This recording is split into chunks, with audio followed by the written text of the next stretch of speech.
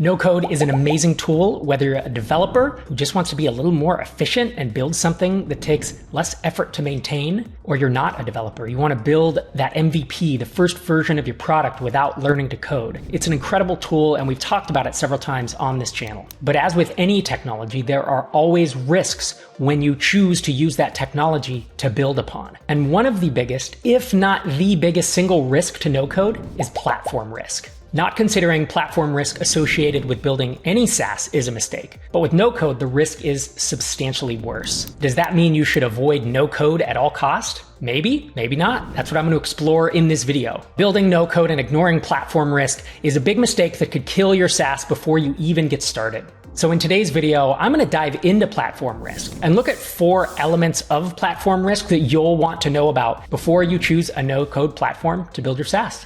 I'm Rob Walling, a serial entrepreneur with multiple exits. I've written 4 books on entrepreneurship, and I'm invested in more than 150 startups. To get started, let's look at a quick definition of platform risk in case you've never heard that term before. Platform risk is when you build your company on a particular platform. If that platform makes changes or experiences difficulties, that can be the end of your business, or it can just be a minor speed bump along the way. Now, every SaaS application has platform risk. If you host on Amazon EC2 servers, there's obviously risks that Amazon could 5x their pricing tomorrow, that they could go out of business, that they could have a week-long outage. But the risks of those are very, very low, extremely low, versus something like hosting with a local web host provider that has a half a dozen servers in a closet somewhere and a fiber connection. The platform risk of them disappearing, going out of business, having a week-long outage are substantially higher than something like Amazon or Google's cloud offering or Microsoft Azure. And there are other kinds of platform risks that have a much higher risk to you as the founder. Imagine building a Shopify app, having it in the Shopify App Store,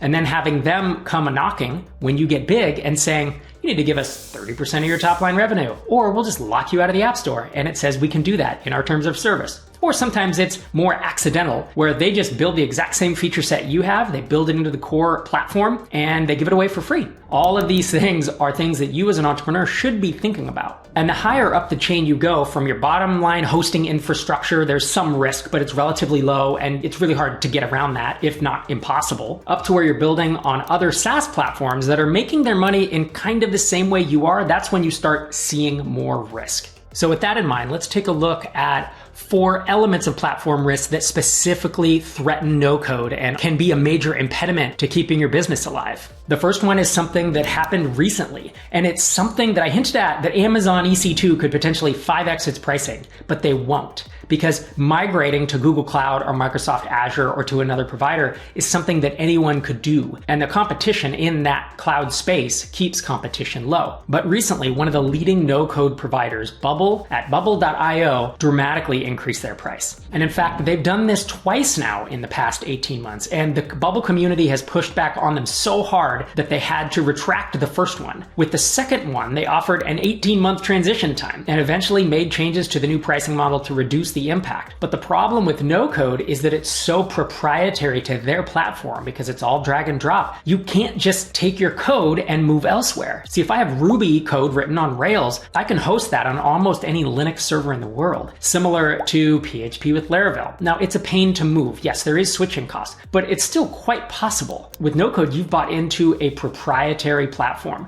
where trying to move from Bubble to Airtable, Notion, whoever the big competitor of Bubble is virtually impossible. So you have to rebuild that on the new platform. So basically, you either take that price increase on the chin or you rebuild from scratch elsewhere. And if we take a look at this tweet from Ab Advani, where he compares Bubble's workflow execution costs versus competitors, and he looks at the old versus new, it's pretty dramatic, the price increase. For some people, their pricing is going up 10x. Pretty painful when you think about it. Now, since then, Bubble has made changes, but this really illustrates the frailty of building on someone else's no-code platform. And it is a substantially higher risk than if you had code that you could migrate to a new host. A second element of platform risk, specifically with NoCode, is something that we have experienced at MicroConf and at TinySeed. We have 4 or maybe 5, depending on how you count, full-blown SaaS apps that are built in NoCode on Airtable or Bubble or Softer. And what we've noticed is that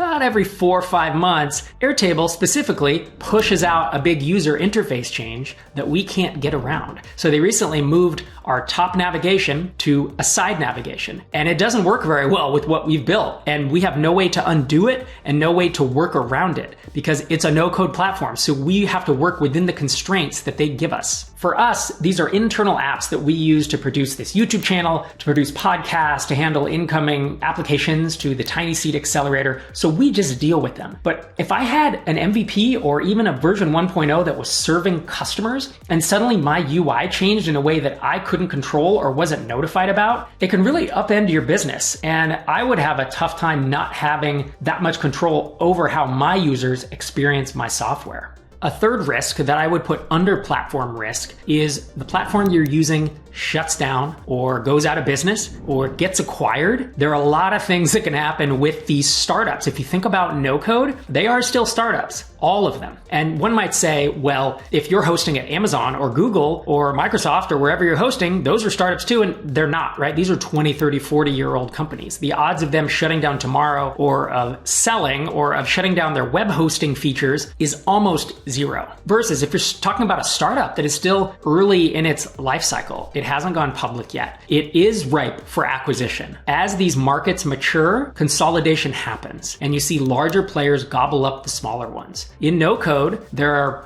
50, 100, 200, 300, depends on how you count. There are a lot of players. That's not going to be the case in 5 years. It is inevitable that these smaller ones shut down, acquihire, get acquired, and get shut down. There's a lot of things that can happen with them. And as that happens, you're either going to have to shut down your app or you're going to have to rebuild somewhere else, which is going to be extremely time consuming, as I already talked about earlier. And the fourth and final element of platform risk that we've seen with NoCode is the limited customization and control. So depending on the platform, we see it with Airtable, you might face limitations in customizing certain aspects of your SaaS application to meet unique requirements or to differentiate your offering. And that lack of control over the underlying platform can hinder your ability to deliver a tailored experience to your customers. The bottom line is, if you build your app on a no-code platform, at a certain point, it's very likely you are going to outgrow it. And at that point, what do? Do you start over from scratch building it in code? That might not be a bad idea, actually. And that's the beauty of no code, right? The not platform risk element is that how far can you get without having to write all the code, without having to learn to code, without having to find a technical co-founder or pay someone to write the code. But then the downside is once you get to that edge where you can't continue to innovate and you can't continue to build your product the way your customers want to, it's a pretty big reset that I think folks should be aware of when they start. That the lack of customization and control of a good chunk of the platforms, is not all the platforms, I will admit, but all the ones that we have used may get to the point where you do have to leave that platform for something else. In a second, I'm going to tell you the next video you should watch on this channel if you want to dig more into no-code. But before I do that, I want to tell you about MicroConf Connect. It's our always-on Slack channel where we have more than 5,000 bootstrapped and mostly bootstrapped SaaS founders who are building, launching, growing, and supporting one another in their endeavors. Head to microconfconnect.com to learn more about it and sign up. Now, having said all of that, do I think no-code is a complete farce that you should run away from? I don't. I think in the right situations, no-code is the best tool to get you off the ground. And in this next video, I dive into many of the nuances that you need to know before trying to build your SaaS on no-code. Thanks for joining me this week. See you next time.